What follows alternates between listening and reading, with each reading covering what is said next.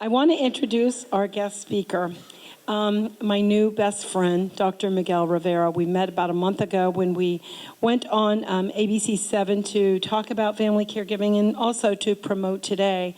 And he's the kind of guy, when you sit next to him on the couch, you're going to just lock in and you don't want him to stop talking. So you're going to be really treated to Dr. Miguel Rivera today.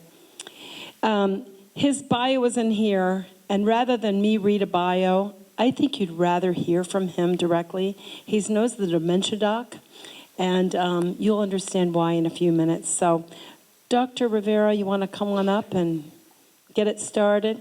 Let's have a round of applause for Dr. Miguel Rivera.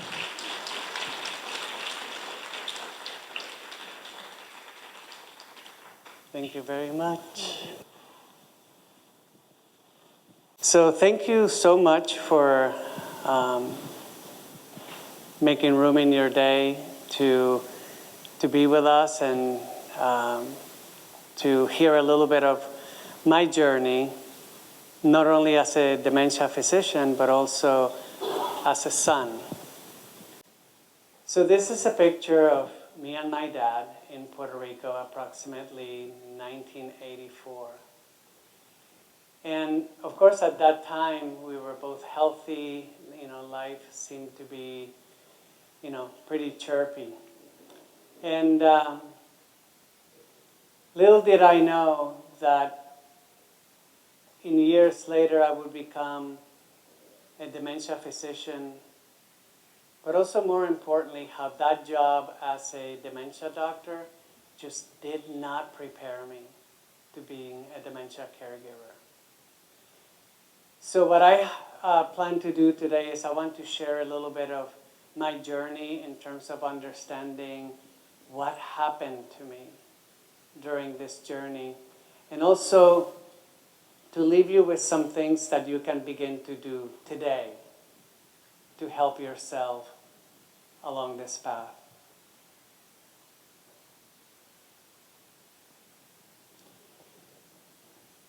So my dad and I love to play golf. We, in 1997, for his 69th birthday, I took him to Scotland. And we played in St. Andrews, and he had a chance to play the old course. It was one of the greatest experiences from this life. And it was also during playing golf with him one afternoon that I noticed that something wasn't quite right, and that he was losing his balance and his coordination when he took a swing at the ball. And I was like, Dad, maybe you're swinging too hard. And little did I know that this was the beginning of a disease that would impact my family in really dramatic ways. As the days and the months went by, that loss of balance and coordination resulted in some falls. We actually ended up buying a $5,000 lift so that my mom could continue to help him, because she did not want any help. Does that sound familiar? I can do it.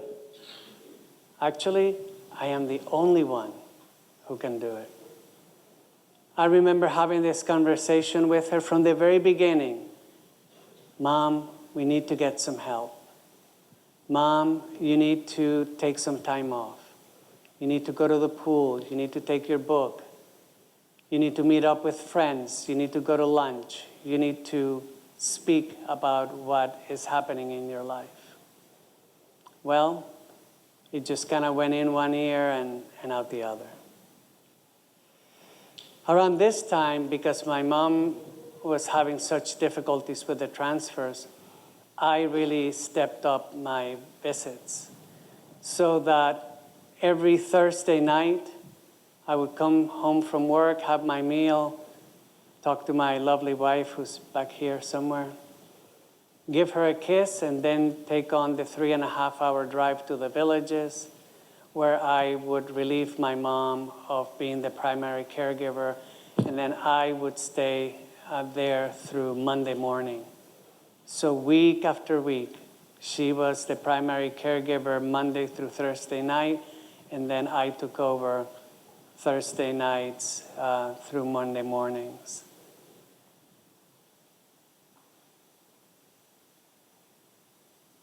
This is me after giving him a shower, and I took a peek in his closet, and it was hard to see what was there under the layers of dust. Because, of course, he couldn't do it, and my mom had other things to attend to than just cleaning the closet. So there were things there from like circa 1935. And so we cleared up the things that were there and tried to, reorganize things. So this is 2017, and within a year, he was on hospice. So very quick transition. You can see that there's the sign of the hospital bed, and my mom is there feeding him because he just couldn't do it. Actually, his balance was so impaired that he couldn't even sit up on the bed. As soon as we let him go, he would lean over to the side and begin to fall.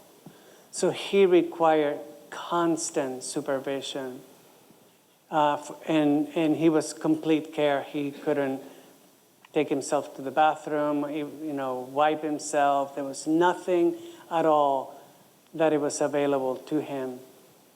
I remember him one day just looking at me and saying, "Miguel, this is my life." It was so difficult. I remember, particularly during this time when he was already on hospice, my mom and I, at the end of the day when he was already asleep, we would go into her room and just sit there and cry. And just going, "Oh God, please take him." So just a few months after this picture, he passed. And of course, I sounded like a broken record. "Mom, are you taking care of yourself? Mom, are you going on walks?" And it was evident that something was keeping her from being able to do for herself the things that she already knew were important or that were available to her. And then this happened. So within just a few months, my broken-hearted, physically and mentally drained and exhausted mom began to fall. And of course, did she tell me? No, absolutely not. So I got a call at 1:30 in the morning from her neighbor saying, "I am with your mom in the village's hospital ER. She fell today a couple of times, hit her head. She has a brain bleed. So you should consider coming here."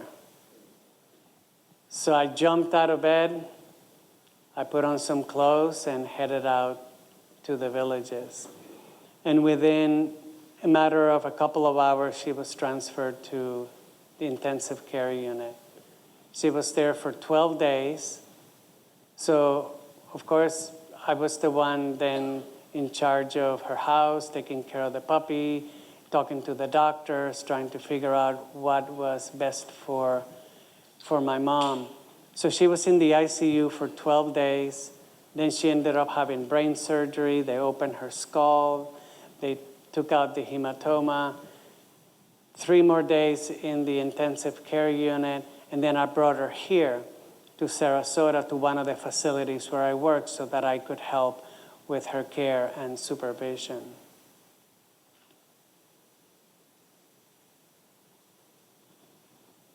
I was at that time realizing that, oh my, now I am the only caregiver.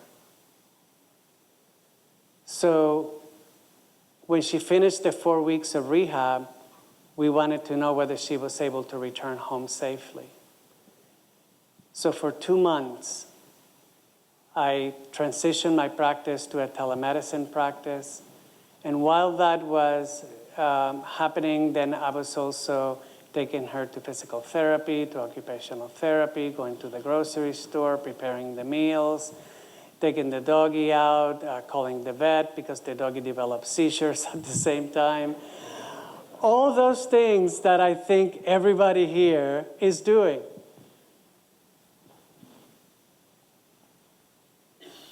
And I was doing them by myself.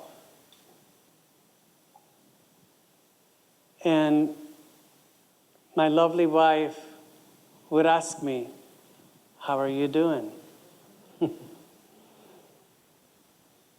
And you know, I couldn't tell her. I was so numb about how I was feeling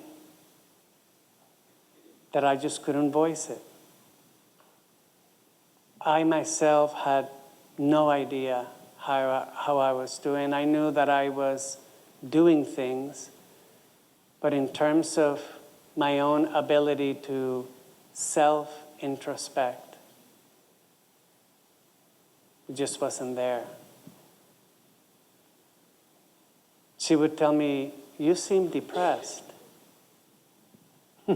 Here's the psychiatrist's wife telling him, "Honey, you look a little bit depressed." "No, I'm not." "What do you know?" I had created a defense mechanism within myself that just did not allow me to connect with my own feelings. I was like a zombie, just doing things almost without awareness, just as if I was just a robot.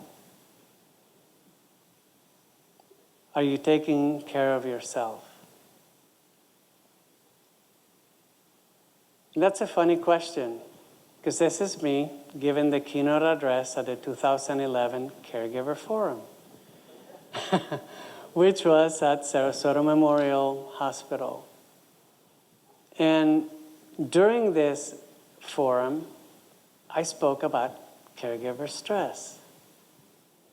And I was telling everybody how mindful nutrition is important, to keep well hydrated, to make sure that you get some physical exercise, that you go to the gym or do something to get the body moving, the importance of meditation, the importance of yoga, journaling, prayer, socialization, connection with others. I was an expert at telling people what to do. Yet I couldn't do it myself. I remember I would pack my yoga mat and my blocks when I went to the villages, and they would stay in the same corner of the room. Sometimes I wouldn't even get them out of the car. And I would just kind of look in the car and go, "Well, I guess you just came along for the ride." So there was something there that, even though I knew what I needed to do, I just could not bring myself to doing it. And I could not find any insight in my mind that could help me to understand why I wasn't doing it.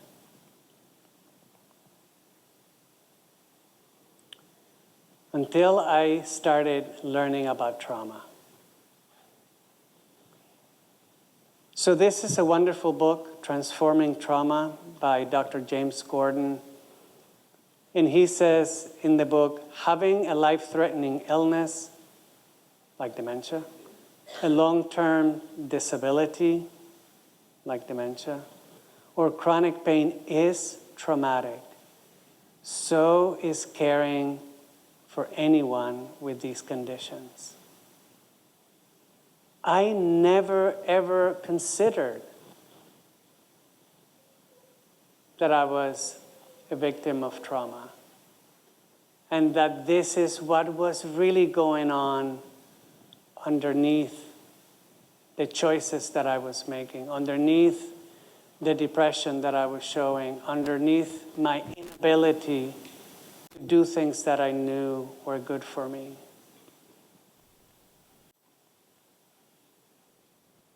Another book that I highly encourage you to get is called Trauma Stewardship by Laura Vandernoot.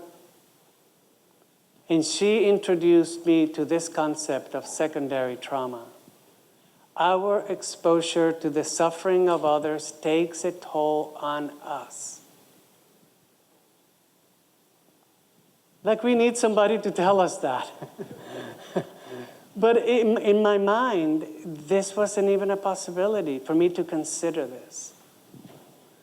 It takes a toll on us personally and professionally, those of us who are professional caregivers, doctors, nurses, social workers, private caregivers, family members, friends.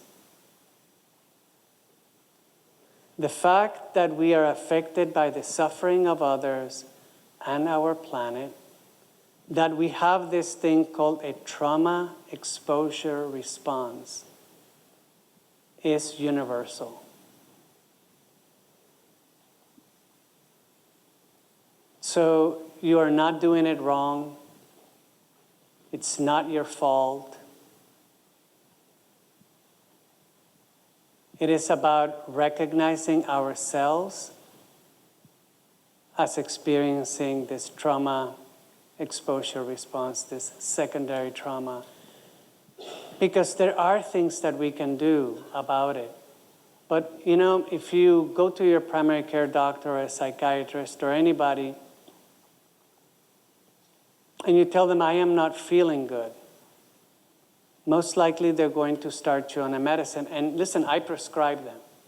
I think medications can be a lifesaver.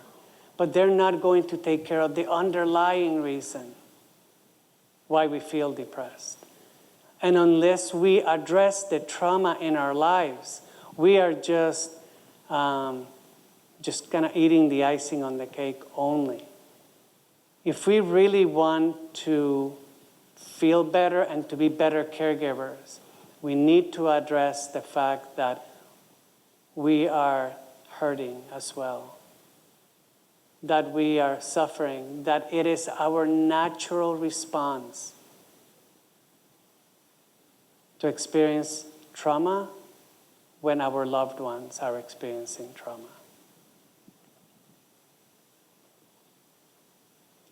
So according to the CDC, trauma is a physical, cognitive, and emotional response.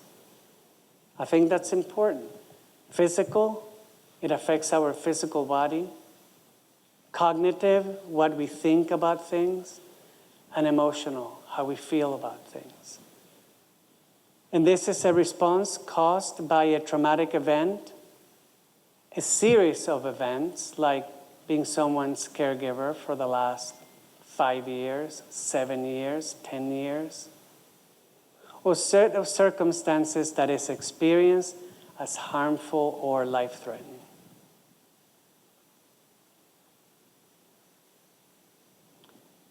Now, in part of the trauma stewardship, there is this quote from a CNN survey where they asked the respondents, do you take care of someone in your family with a chronic medical illness or dementia? Have you felt depression, anger, or guilt? I know I sure did.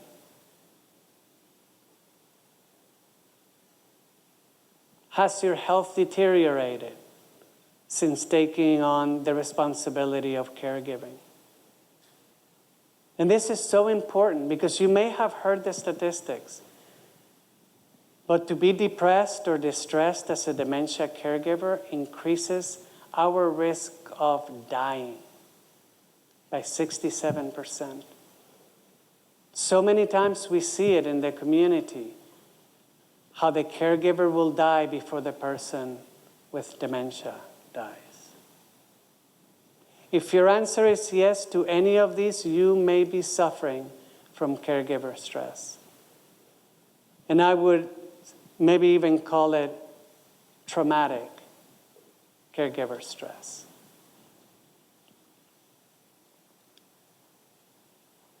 Now, how is it that trauma keeps us from doing what we're supposed to do? How is it that trauma yields to the numbing of our emotions? How is it that trauma affects how we think, our feelings of depersonalizing? How is it that it happens?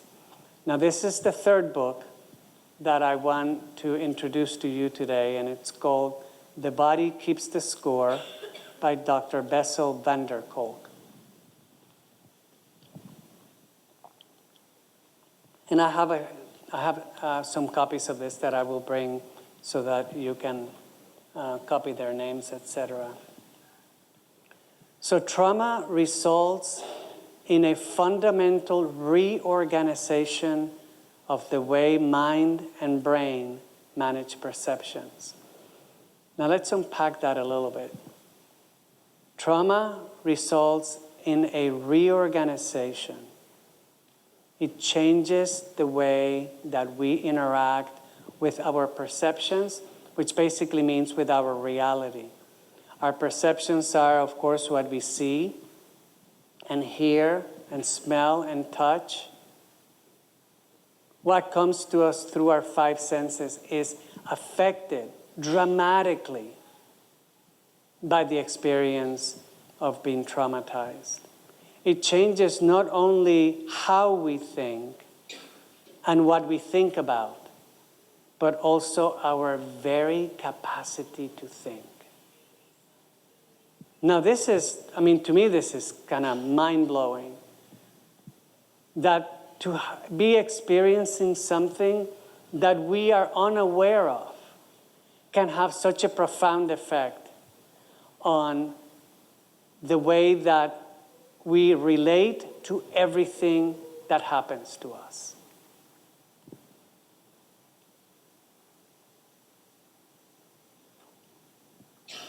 Now, to me, the way that, looking back, I can see how trauma was affecting me was that cognitively, I knew what I needed to do to take care of myself, but was unable to do it.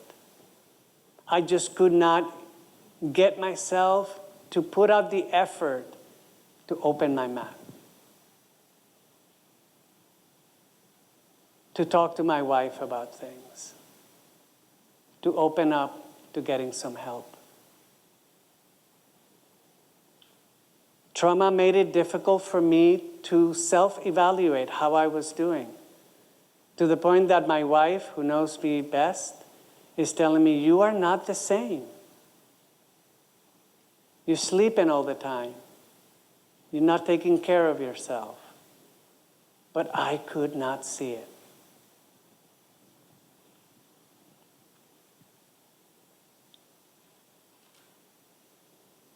And trauma was also making it very difficult for me to discuss how I was feeling. I just could not find the words to describe my feelings. Emotionally, I wasn't doing well, yet I could not verbalize it. This is why they say that many times conventional psychotherapy may not be as effective. First of all, because you may not even want to get there to begin with. And the other one is, if you got there, then this difficulty of being able to connect would also make things difficult. So in the book, Trauma Stewardship, the author identifies 16 reactions, responses to secondary trauma. On the top, just in case you cannot read it, it says feeling helpless and hopeless. Over here, a sense that one can never do enough. Hypervigilance, diminished creativity, inability to embrace complexity. Maybe that's why I couldn't open my mouth. Minimizing, I was an expert on that. I'm fine. Yes, I'm fine. Everything is okay. I'm handling it beautifully. Not.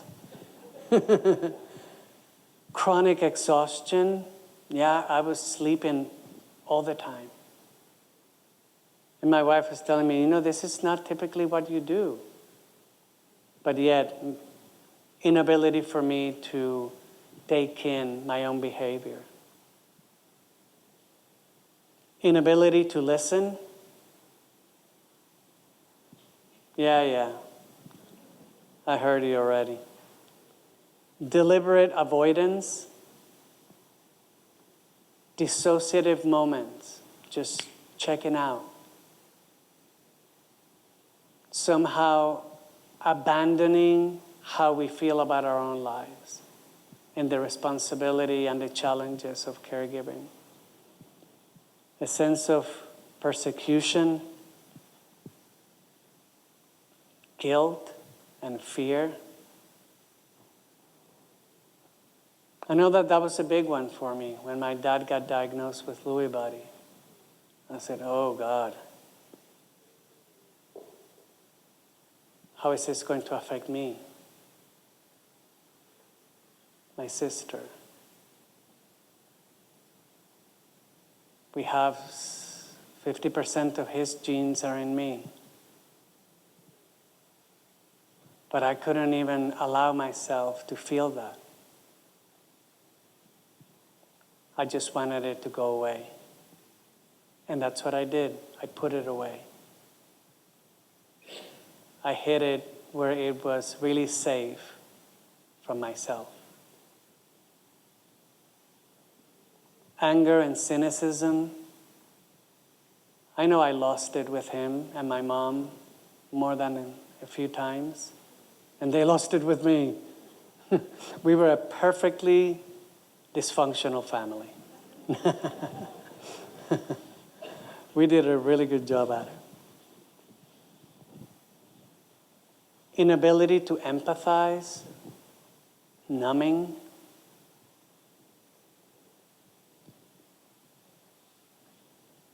Inability to empathize and numbing, addictions of all sorts.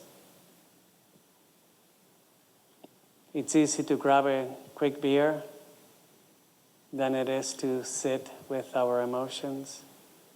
And grandiosity, an inflated sense of importance related to, like, I am a caregiver. This is what I do. So I definitely had a few of those. But yet, nobody had ever brought this to my attention. This was never part of my training. I myself did not realize how much this silent response was guiding my life. And I was just reacting to it on autopilot without any awareness at all of how important this is. So Dr. van der Kolk says that neuroscience research shows that the only way we can change the way we feel is by becoming aware of our inner experience and learning to befriend what is going on inside ourselves. I have a PhD in doing the opposite. And I proved it time and time again. I was an expert in hiding how I felt. Most importantly, not to other people, but to myself. So how do we become more aware of our experience? So we are going to do some little exercises today and things that you can begin to do to reestablish that connection with ourselves and with others.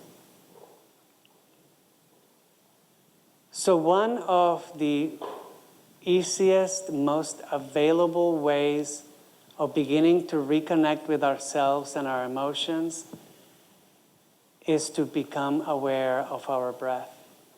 Because our breath, unlike other things, is happening right now. And part of what I've realized about my trauma experience was that the trauma took me out of this moment.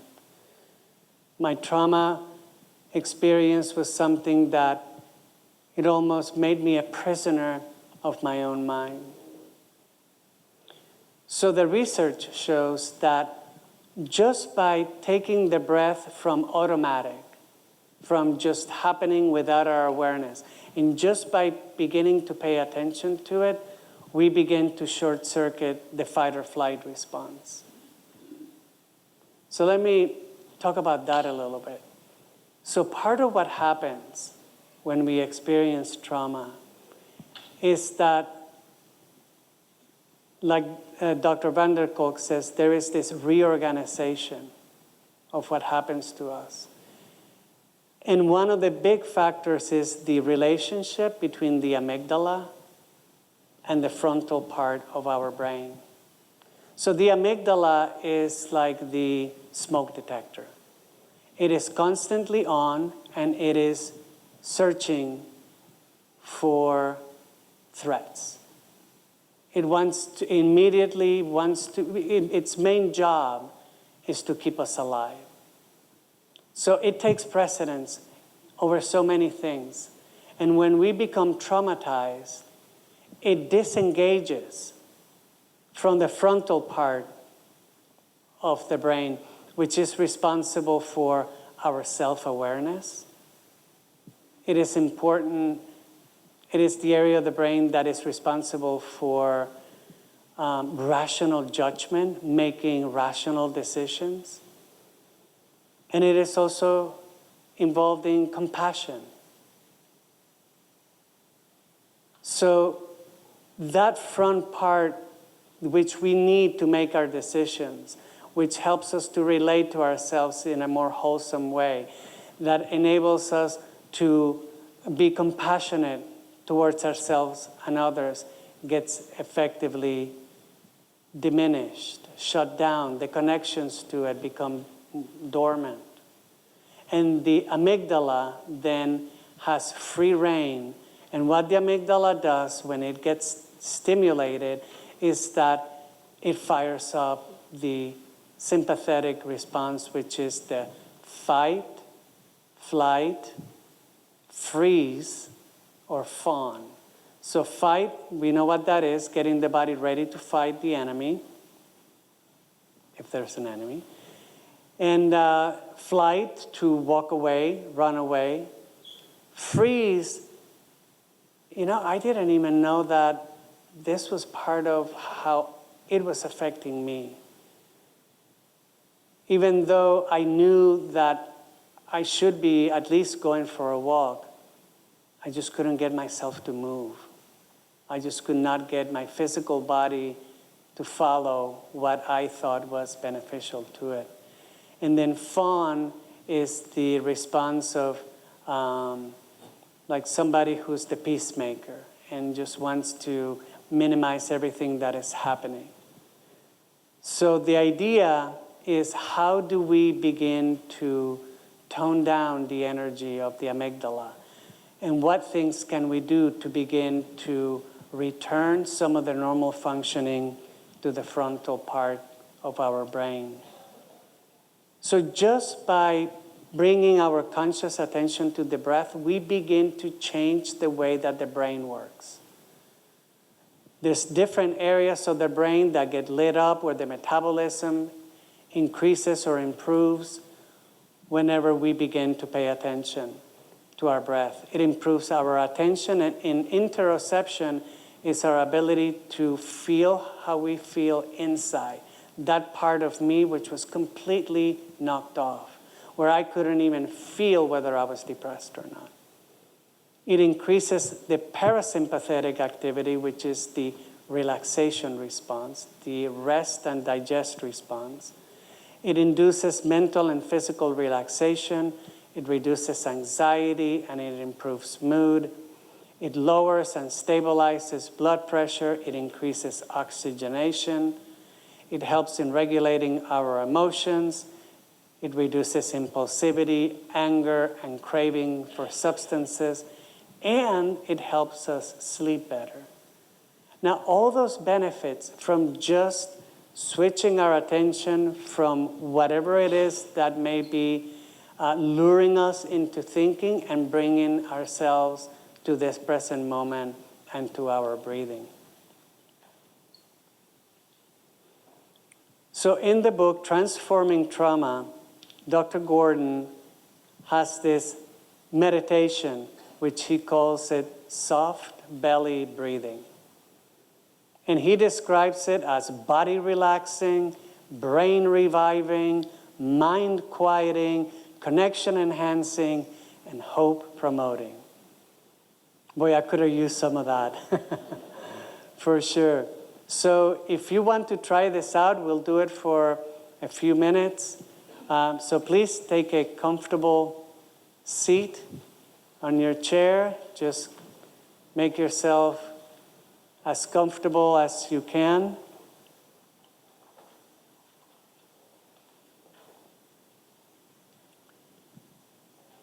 And then close your eyes.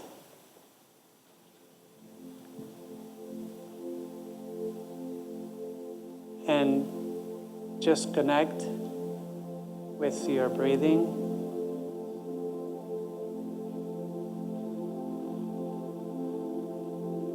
Take a long, conscious exhale.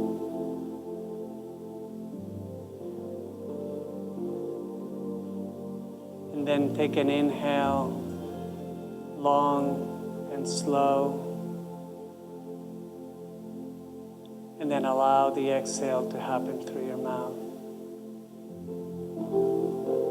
You may take one of your hands and place it on your belly. And feel how it expands with every inhale.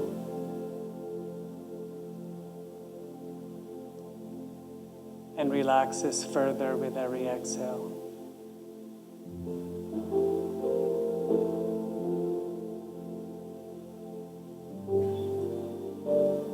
If the mind begins to think, just let it come and let it go. And just return to the belly breathing.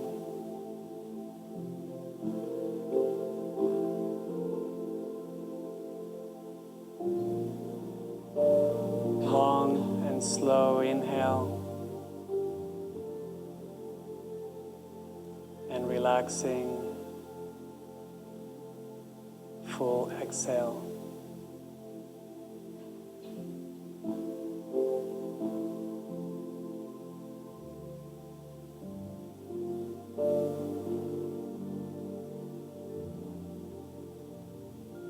And on your next exhale, bring your attention to your hips and your thighs.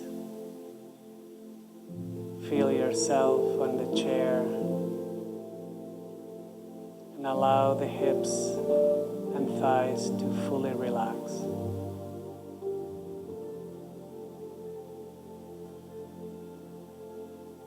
Allow the relaxation to move down to the lower legs and your feet.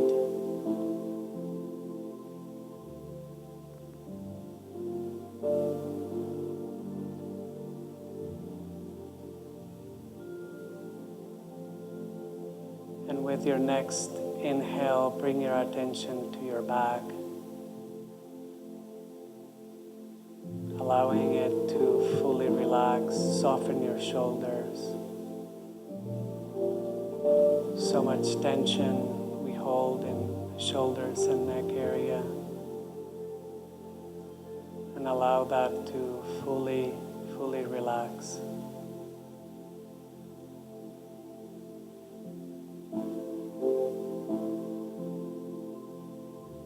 And now bring the focus of your attention to your abdomen.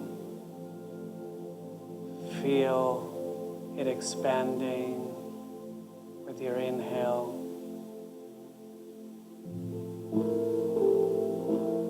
Allow it to relax fully and completely.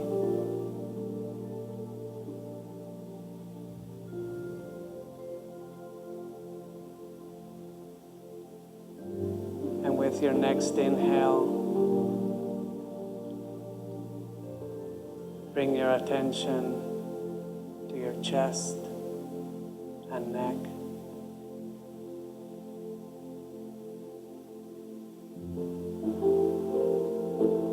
And with your next inhale, bring the attention to your face. Open your jaw a little bit. Allow it to relax your scalp, the back of the neck.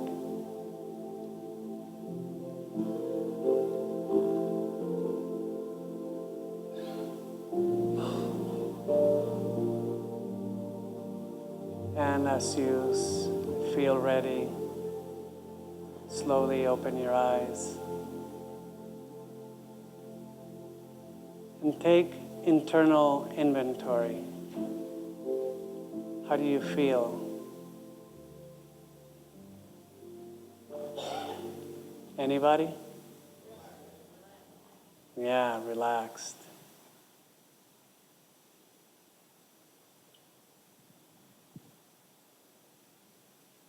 Totally available. You can do it at home, you can do it watching TV, you can bring it into your awareness of this idea that the breath is always there and it's a great anchor for being in the moment. Another quote by Dr. Van der Kolk when he says, in order to change, people need to become aware of their sensations and the way that their bodies interact with the world around them. Once you start approaching your body with curiosity rather than with fear, everything shifts. For me, it was an amazing realization that you can affect the mind through the physical body. I was always under the idea that if we're going to make ourselves feel better, that is a mental exercise. And it is not. We can address things top to bottom, or bottom to top. So this idea of bringing movement to our physical body definitely impacts how the brain works, and as a result, our emotions. So I just want to do something. Let me see, how much time do I have left? All right, 10 minutes.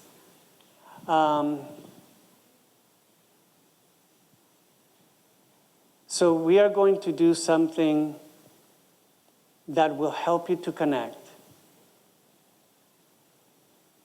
Something, an example of expressive meditation. So the meditation we just did was a concentrative meditation. We are concentrating on our breath and our physical sensations. So this one that we're going to do, this will shake loose the tension of the fight or flight response and help melt your frozen body. That was for me. It may help get rid of some of your anger, raise your energy a little, maybe even lift off some of the troubles that weigh down our minds. Now tell me, how many people here have dogs or cats? All right. What is it that they do once they finish playing or after running around, or what is it that they do? Shake. Okay, that's the magic word. So we are going to do like our dogs. And we are going to shake it a little. So where are my shakers? Where's Aaron? And Georgianne? And Pam? And Ganga, where are you? She left. She left me. Oh, there you are. Okay, whenever you finish there, you take your spot. All right. So this is it. This is what we're going to do. We are going to hit the reset button. You have no idea how good this feels. So I'm just going to do a little bit of an intro, okay? Give you some instructions, and then we'll do it to some music, okay? So we want to, first of all, if you have balance problems or anything like that, stay on your chair. No problem. You can shake on the chair. And what we're going to do is you're going to stand up, put your feet shoulder width apart, bend the knees a little bit, and then we're going to start shaking from the bottom up. Okay? And, oh, I'm on camera. Yes, we're going to do the shake. And then we're just going to let our arms move, and hopefully the stage won't fall. And then the shoulders, and you're going to let everything just relax, and the head. You're going to look weird, and we're going to make sure we get you on video. Okay? All right. So, música, por favor. Okay, so stand up, everybody.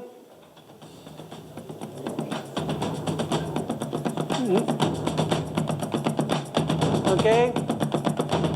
All righty, let's do it. 5 minutes. Oh, yeah. Yeah, I like it. That's it.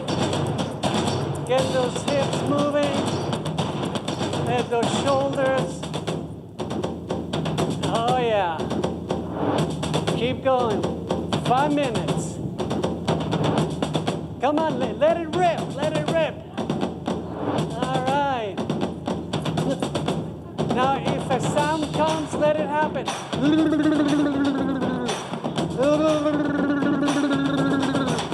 Come on, shake it off. Yeah. Yeah, that's right. Ooh. Yeah. Enjoy moving the body. Yes. All right. All right.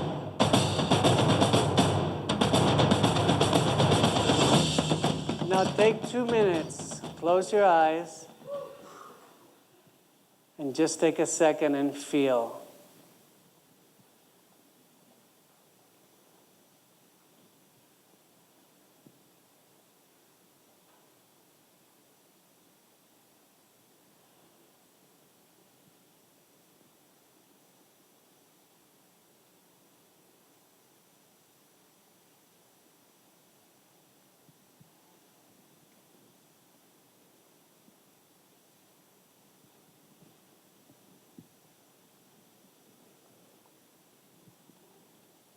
And now,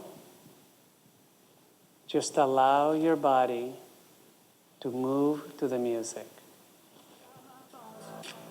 It goes electric wavy when I turn it on. Off from my city, Yeah, off let from your my body home. sway side to We're side. flying up no ceiling when we in our zone. I got that sunshine in my pocket, got that good soul in my feet. I feel that hot blood in my body when it drops. Ooh, I can't take my eyes off of it, moving so phenomenally. Come on, like the way we rock it. So don't stop. And under the lights when everything goes, nowhere to hide when I'm getting you close. When we move, well, you already know. So just imagine, just imagine. I can see but you when you dance, dance, dance. Feel the good, good creeping up on you. So just dance, dance.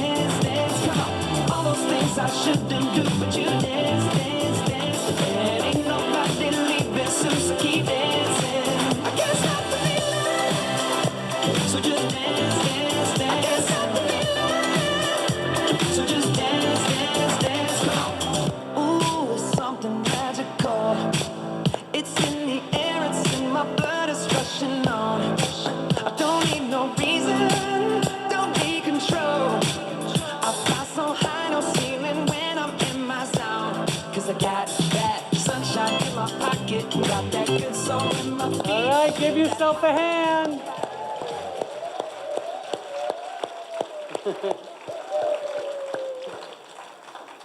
Okay, please shout it out. Tell me, how do you feel? Pretty amazing, right? Just by moving our physical body, it can profoundly affect how we feel. What do you think?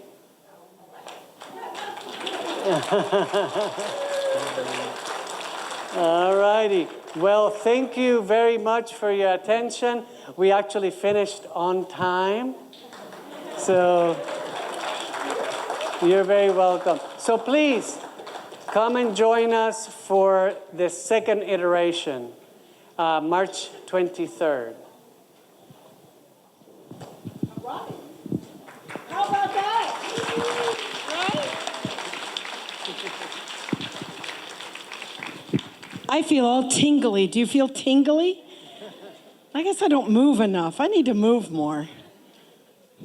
One more round of applause for Dr. Rivera.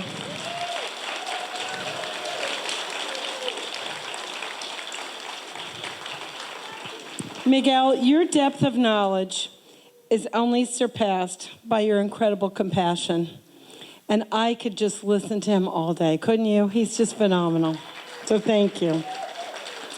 I always want just a little bit more time. Just greedy, just a little bit more time.